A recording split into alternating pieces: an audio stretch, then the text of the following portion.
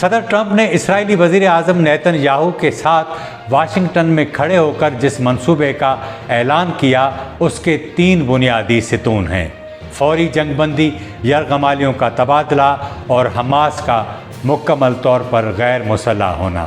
یہ منصوبہ بظاہر امن کا وعدہ کرتا ہے، لیکن فلسطینیوں کے اہم ترین مطالبے یعنی فلسطینی ریاست کا واضح ذکر نہیں کرتا۔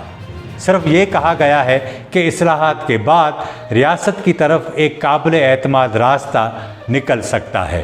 وہ جملہ جو سب سے زیادہ زیر بحث ہے وہ یہ ہے کہ ٹرمپ نے نیتن یاہو کو کھلے عام کہا کہ اگر حماس نہیں مانتی تو اسرائیل کو جو کرنا ہے وہ کر گزرے، اس کے لیے امریکہ کی اسے مکمل حمایت حاصل ہوگی۔